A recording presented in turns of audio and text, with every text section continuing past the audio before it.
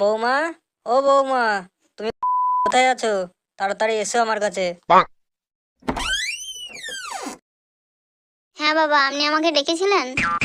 বৌমা, তোমার সারপ্রাইজ পছন্দ তো? হ্যাঁ বাবা। তাহলে আজকে আমি তোমাকে একটা সারপ্রাইজ দেবো।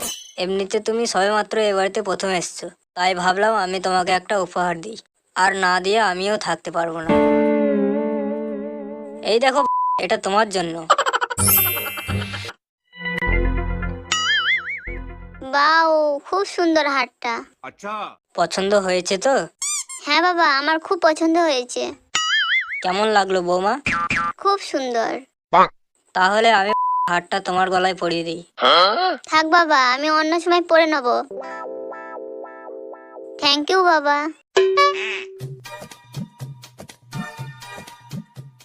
এই তো মালটা পথে আসছে, আর একটু ওয়েট করতে হবে। আরে পুটি, আমি ভাবতেই পারছি না। জানিস বাবা আমাকে একটা দামি হার দিয়েছে, পুরো 1 লাখ টাকা দাম। ও তাই? একটা ব্যাপার সত্যি, আমি যখন থেকে এই বাড়িতে এসেছি তখন থেকে শ্বশুর মশাই আমার খুব খেয়াল রাখে। বাবা আমার সব ইচ্ছা পূরণ করে। তাহলে তোর শ্বশুর খুব ভালো তো? কোনোদিন আমাকে বুঝতেই দেয়নি আমি এই বাড়িতে নতুন। ঠিক আছে, আমি তোর সাথে পরে কথা বলছি রে।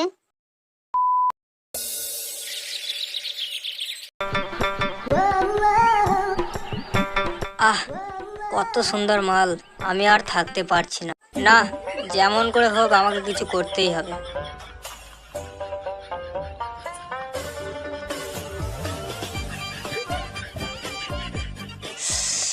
আহ, বাবা, আপনি আপনি এখানে কি করছেন? আসলে বৌমা, হয়েছে কি, আমার বাথরুমের কলটা খারাপ হয়ে গেছে, তাই এখানে চলে এলাম। আর আমার ড্রেসটা আপনার হাতে কেন? আসলে তোমার ড্রেসটা নিচে পড়ে গিয়েছিল, আমি তুলে উপরে রাখতে যাচ্ছিলাম। লাউড়া, সেই সময় তুমি চলে এলে। দেখো, আমার এক বন্ধুর জামা কাপড়ের দোকান আছে, তুমি চাইলে ওখান থেকে জামা কাপড় নিতে পারো। থ্যাংক ইউ বাবা, কিন্তু আমার এখন দরকার নেই। যখন প্রয়োজন হবে তখন আপনাকে বলে দেবো। ধুর,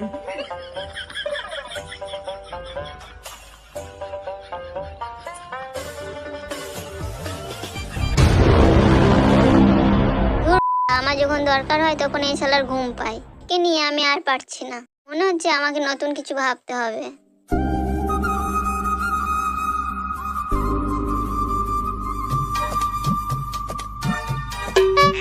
বৌমা, তুমি ছাদে দাঁড়িয়ে আছো কেন? ও, এবার ভালোভাবে বুঝতে পারছি, খেঁচা তোমাকে ভালোভাবে লাগাতে পারে না। আমি এও জানি তুমি কোন আনন্দ থেকে বঞ্চিত। আমি সেদিন তোমার উদাস চেহারা দেখে বুঝতে পেরেছিলাম। দেখো বৌমা, তুমি আমাকে নিজের বন্ধু মনে করতে পারো, আর মন খুলে বলো তোমার সমস্যাটা কি। বাবা, আপনি আমাকে যতটা বোঝেন, খেঁচা আমাকে ততটা বোঝে না। আমি ওর স্ত্রী, কিন্তু আজ পর্যন্ত আমাকে সেই সুখ দিতে পারেনি। আমি জানি বৌমা, খেঁচা তোমার সাথে ভালো করতে পারে না, এই জন্য তাড়াতাড়ি ক্লান্ত হয়ে পড়ে। কিন্তু বৌমা, তুমি টেনশন নিও না, আমি তো আছি। বৌমা, আমি তোমার সব সময় সঙ্গে রয়েছি। তোমার ফুলের মতো জীবন নষ্ট হয়ে যাবে, তা আমার সহ্য হবে না। আপনি এইসব কি বলছেন বাবা? কেউ এই ব্যাপারটা জানতে পারবে না, বাড়ির কথা বাড়ির মধ্যেই থাকবে। আরে, এতে অসুবিধাটা বা কোথায়? তুমিও রাজি, আমিও রাজি, ব্যাস, এটাই শেষ কথা। আজকে রাতটা আছে তোমার কাছে, ভালো করে ভেবে দেখো। কাল তোমার মুখের চেহারা দেখে বুঝতে পারবো তুমি রাজি কি না।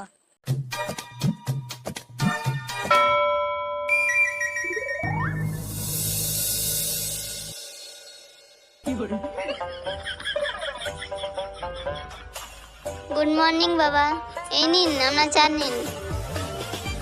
তাহলে বৌমা, তুমি রাজি তো? হ্যাঁ বাবা, আমি রাজি।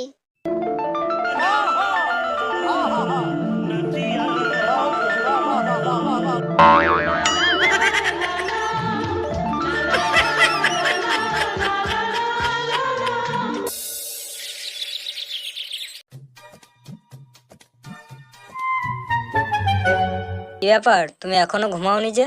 দাঁড়াও, আমি তোমার ওষুধটা দিয়ে দিচ্ছি। মনে হচ্ছে আজ আমার খুব খেয়াল রাখছো। স্ত্রীর সেবা করা অত্যন্ত পুণ্যের কাজ।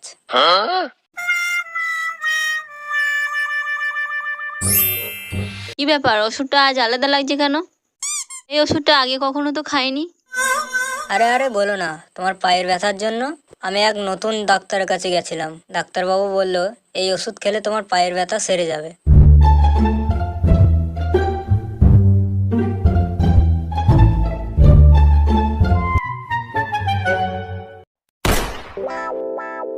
এই ওষুধে তোমার ব্যথা কমবে না, কিন্তু ঘুম ভালো হবে।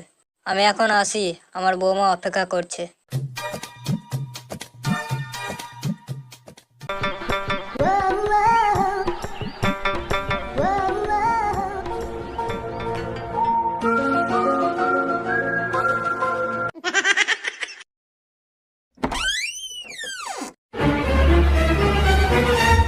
একি তুমি এখানে কি করছো? ও ও ওই তো মায়ের পায়ে ব্যথা হচ্ছিল, তার জন্য মালিশ করতে এসেছিলাম। রাত অনেক হয়ে গেছে, এবার শুয়ে পড়বে, চলো।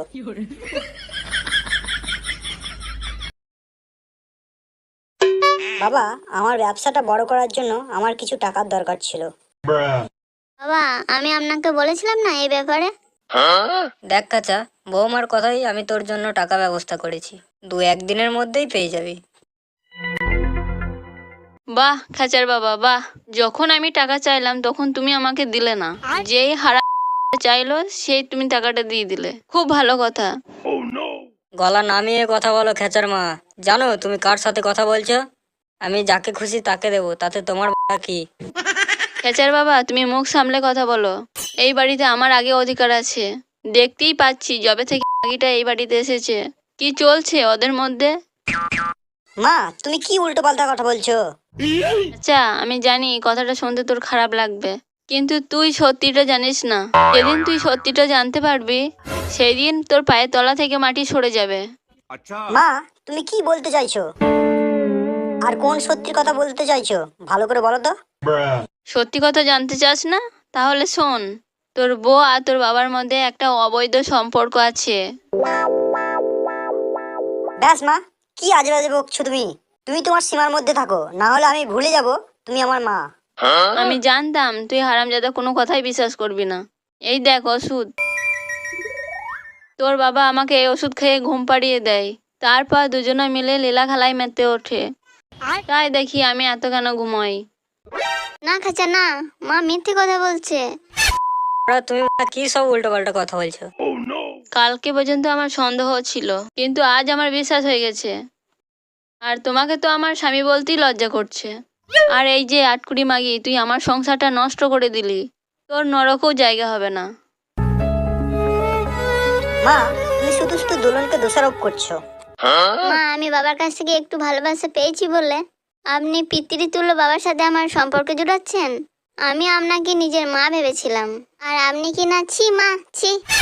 বন্ধ কর তোর এই নাটক। তোর মতো মেয়েদের আমি ভালো করেই চিনি। নিজের খুশির জন্য তোরা কত নিচে নামতে পারিস। আমি তোমাকে টাকা দিইনি বলে তুমি আমাকে যা খুশি তাই বলবে? এক্ষুনি এই মুহূর্তে তুমি আমার ঘর থেকে বেরিয়ে যাও, আর কখনো ফিরে আসবে না।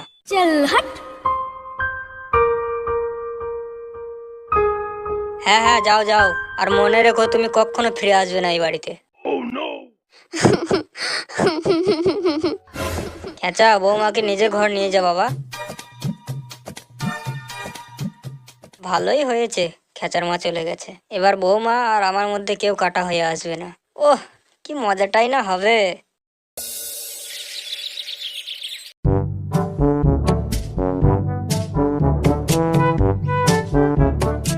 মা আমার বইয়ের নামে উল্টো পাল্টা কথা বলতে যাবে কেন? নিশ্চয়ই কিছু ব্যাপার আছে, ব্যাপারটা তুলেই দেখবে।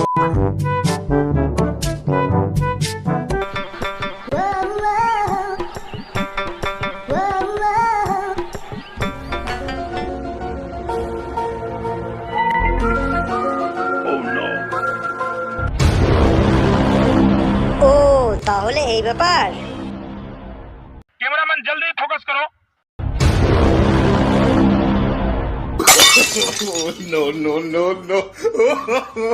বাবা, এ কি করছো তুমি? এ এ এ- এ কি খেঁচা, তুই এখানে? ছি বাবা ছি, তুমি শেষ পর্যন্ত কি আর তোমার বৌমার সাথে এই করছো?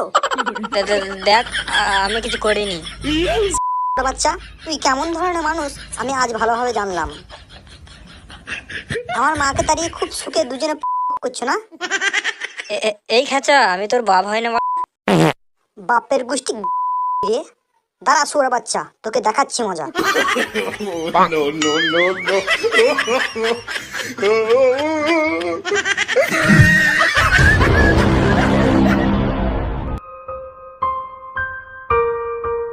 খাঁচা প্লিজ আমাকে ক্ষমা করো, আমার ভুল হয়ে গেছে খাঁচা, প্লিজ প্লিজ আমাকে ক্ষমা করে দাও। তোকে আমি কত ভালো ভাবতাম, আর তুই কিনা শেষ পর্যন্ত বাবার সাথে করলি। প্লিজ আমাকে ক্ষমা করো। তোকে কত বিশ্বাস করেছিলাম, তুই মরবি, তুই মরবি শালি। আজই তোকে আমি সোনাগাছিতে দিয়ে আসবো। তোর মতো মেয়ে আমার দরকার নাই, সারা জীবন মারিয়ে কাটিয়ে দেবো, কিন্তু তোর মতো মেয়ে আমার দরকার নাই।